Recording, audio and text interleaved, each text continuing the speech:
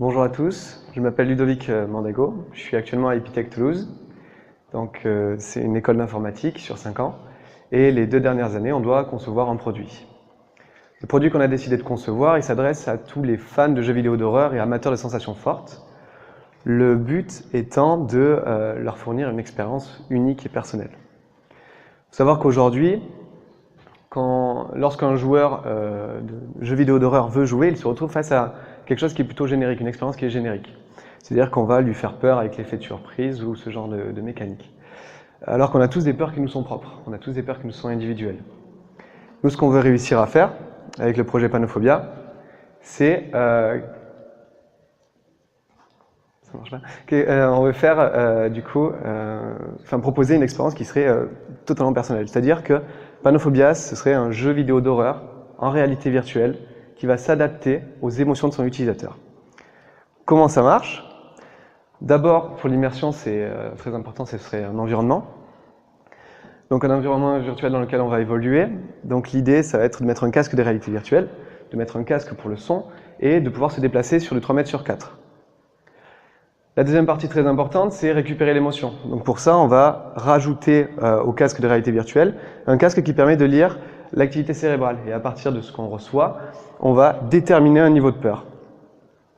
Au milieu viendra se placer une partie génération, en fait, d'intelligence artificielle, qui va mettre en lien ce qu'on voit avec ce qu'on a ressenti face à ce qu'on voit. Et c'est cette partie-là qui va décider de comment on fait évoluer notre environnement. Pour parler un peu du marché, en 2017, c'est 13 millions de kits VR qui ont été vendus. Il faut savoir que le jeu d'horreur, c'est un type de jeu qui est très présent dans les salles d'arcade, c'est le deuxième plus présent, et juste derrière les jeux de tir, et d'après une étude, une personne sur deux serait intéressée pour tester le jeu de réalité virtuelle.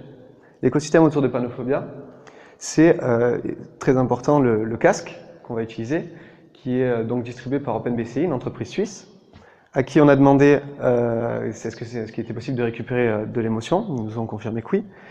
Deuxième axe très important, ça va être l'HTC Vive, qui est en fait la technologie sur laquelle on développe, donc c'est le casque dans lequel on voit le jeu vidéo évoluer. Il est présent à 90% dans les salles VR.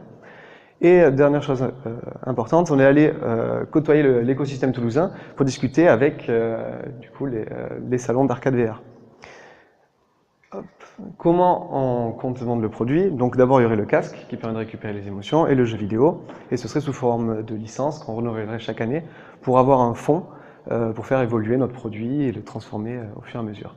Un projet comme ça sans une équipe en béton derrière, c'est très difficile. Donc pour ça, pour la partie acquisition, on a Maxime Bell et deux autres personnes qui vont s'occuper de bien comprendre le casque, comment récupérer les choses. Ils travaillent en ce moment avec des étudiants en neuropsychologie au niveau qui sont dans une école à Lille et qui travaillent sur les casques de réalité virtuelle et sur les casques comme on a vu tout à l'heure. La partie génération, c'est la partie intelligence artificielle menée par Julien Pinchely-Moreau et son équipe. Eux, ils sont en relation avec des anciens d'Epitech qui ont développé des produits liés à l'intelligence artificielle. Et le dernier élément, c'est l'environnement.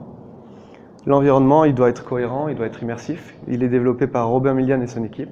Et eux, ils ont comme aide des étudiants IRTube, des étudiants qui développent des assets de jeux vidéo. Merci beaucoup de votre attention. Et si vous avez des questions.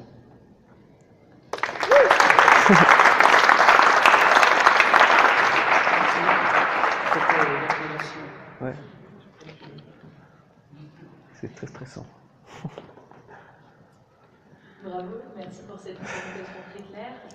Et le sujet est assez original et intriguant. Ouais. Moi, j'ai une question par rapport à votre personnalisation. Je présume que vous avez identifié différents profils et vous allez faire des matchings en fonction des différentes scènes de jeu. Comment vous allez personnaliser ce jeu? Est-ce qu'il y a des catégories Alors on va définir des profils, ça va être le but du jeu. Donc il y aura une phase sorte d'apprentissage.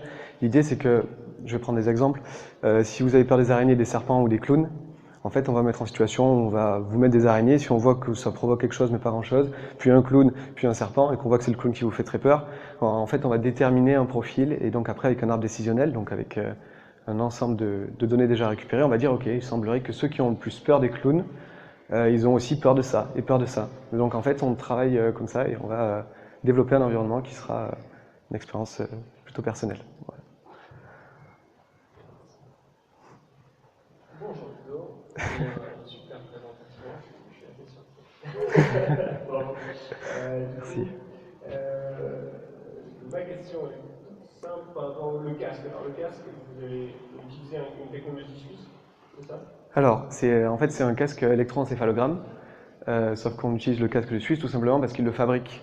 C'est une imprimante 3D qui va fabriquer le truc, donc... Vous le fabriquez pas? Non, on le fabrique pas. Vous Voilà, c'est ça, faites bien on le les réutilise. logiciels et vous faites pas Exactement, le casque et c'est ça. super. Donc voilà, super important. C'est un jeu, j'imagine, qui est très compliqué, que ça prend beaucoup de temps et qui demande beaucoup de ressources. On doit en plus faire un casque et alors Exactement. ça devient très compliqué. Et bah, c'est donc quelque chose de focus et idéalement de virtuel, ça peut bien partir sur peut-être un peu plus. Exactement. Super.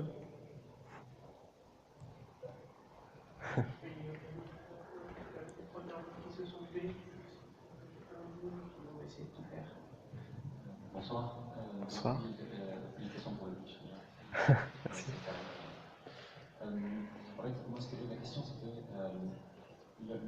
la scénarisation d'un jeu vidéo. J'imagine que pour faire un truc un peu à tiroir, ça va être très complexe, très gourmand en temps. Pour une expérience peut-être courte, ça veut dire beaucoup de préparation, j'imagine, pour construire un scénario, pour une consommation courte, et du coup, après reconstruire éventuellement un scénario. Enfin, je vois une grande complexité, ça veut dire qu'il n'y a pas de solution. Mais je me dis, cette technologie-là, elle pourrait être utilisée à d'autres trucs où ça peut être plus simple, comme par exemple écouter de la musique. Si, en me faisant passer des morceaux, vous arrivez à savoir quel morceau j'aime et quel morceau j'aime pas, et comprendre très vite les goûts, savoir pouvoir répéter un morceau.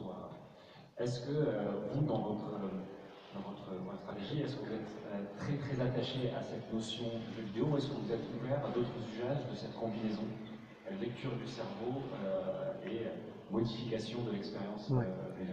Donc nous, donc il y a le jeu vidéo parce qu'on aime bien les jeux vidéo, donc c'est pour ça. Mais c'est vrai que la partie la plus intéressante pour nous, c'est celle de créer un produit qui est adaptatif et qui va cerner l'utilisateur pour pouvoir se transformer. Et on trouve ça absolument fabuleux. Pour la partie scénarisation, donc nous, ce qu'on propose là, en tout cas avec Panophobia, c'est une attraction. Donc, comme une attraction serait plutôt courte, il n'y a pas de scénario dedans, mais il y a les moments où on a peur, les moments où on a moins peur. Donc là, c'est l'idée, en fait, c'est de réussir à proposer pendant 10 minutes une attraction. Ouais. Quand tu as commencé à parler de ton projet, ça m'a fait penser à un épisode de Black Mirror. Je voulais savoir si tu t'en étais inspiré et si tu avais l'intention de payer les droits d'auteur dessus. Alors, un tout petit peu, hein, sauf que, non, on va éviter de spoiler, mais, mais nous, on compte le faire quand même différemment. Donc, il n'y aura pas d'idée de droit d'auteur dessus.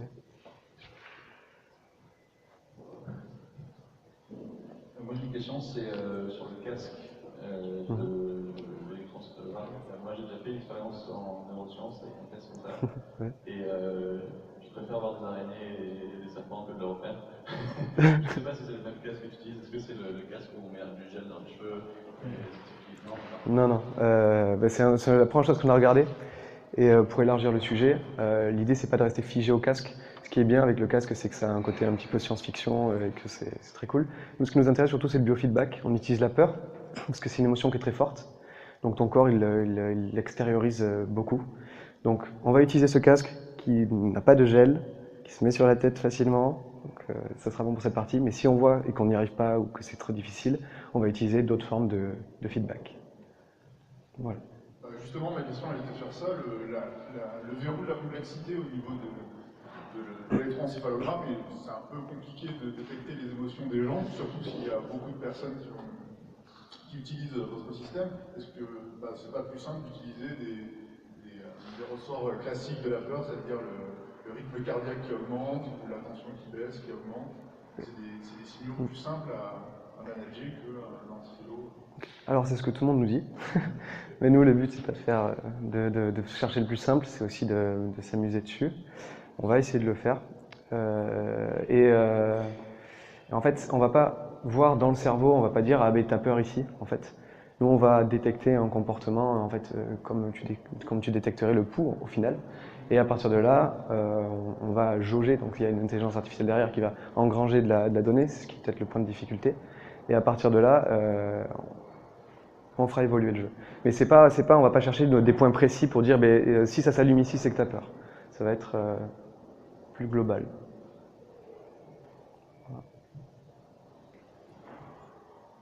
Et justement, à ce propos, du coup, si vous partez vraiment sur la techno d'encéphalo, et je comprends que ce soit beaucoup plus marrant de faire des rythmes cardiaques que vous c'est déjà maîtrisé depuis un moment, est-ce que vous avez envisagé de vous mettre en partenariat avec des labos de recherche, en fait? Parce que je pense que eux ont une problématique de passion d'études, et que si vous êtes capable de faire accepter aux gens qui viennent tenter l'expérience que leurs données émotionnelles soient transmises et que l'expérience qu'ils ont vécue soit transmise en parallèle, ça doit pouvoir intéresser pas mal de labos, je pense. Voilà, je ne sais pas si vous avez déjà pensé, mais...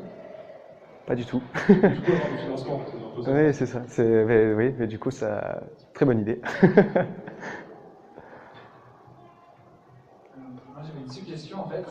Au début de la présentation, tu as commencé à faire ton pitch, et j'ai vu Myriam et Ruben se parler et se dire quelque chose autour de la peur, parce qu'ils montraient leur bras et sur le pool. Et je me suis dit, ces gens ont vu les slides qui va nous faire peur. Il y a un clown qui va surgir d'un coup, et il nous fait peur. Donc, du coup, pendant 5 minutes, j'étais en mode, c'est laquelle. Et finalement, elle n'est pas arrivée. Donc, je me suis dit, bah, tiens, ça peut être une bonne idée en plein milieu de. Tu dis, voilà, mon business model, c'est de vendre. Et boum, il y a un clown énorme avec ça arrive dans l'œil. Ouais, c'est pas bête. La petite histoire et les frissons, je les ai eus en voyant l'idée, je l'ai eu dans l'épisode de Confinement. Je me demande comment est-ce que vous allez conserver les utilisateurs. Je veux bien faire un effort, mais moi je suis vraiment effrayé, je pense que j'y retourne pas dedans.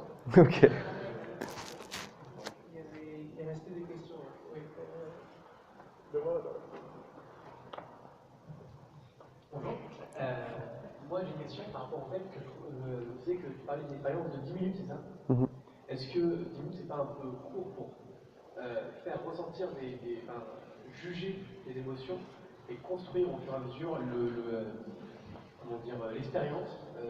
Est-ce que c'est pas 10 minutes, c'est quoi? C'est le parcours standard dans les gaming cafés, Exactement, ouais. le terme, ou est-ce que c'est vraiment un format qui est figé, ou est-ce que vous serez prêt à changer?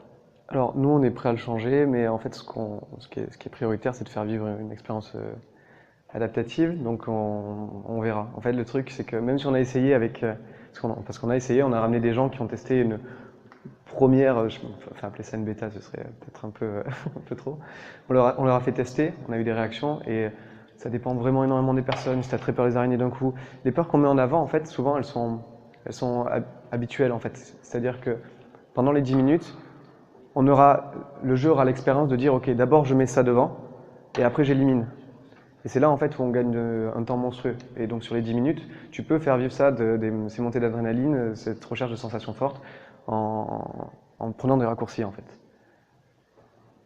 Je trouve l'idée super géniale. Côté technique, donc informatique, excellentissime. Mais l'électricité en informatique, ça prend énormément de temps. Est-ce que vous avez déjà estimé le point mort entre le temps qu'il vous faut pour le faire et le temps où vous allez pouvoir le vendre? Et vous n'allez pas le vendre 1 million à un utilisateur, c'est pas possible. Vous voyez tout le monde qui est là et tous les autres qui vont se rajouter à votre projet. Est-ce que vous avez estimé un point mort pour rentabiliser votre idée? Je pense pas. C'est un projet universitaire en fait, c'est ça? Oui, c'est inscrit dans un cursus scolaire, mais ouais, en fait, on n'est pas à l'abri des pivots, on n'est pas à l'abri de plein de trucs, donc c'est très difficile de pouvoir dire, on va avoir tant de temps pour le produire et tant de temps pour le rentabiliser, surtout aujourd'hui, parce que c'est encore au tout début. Merci.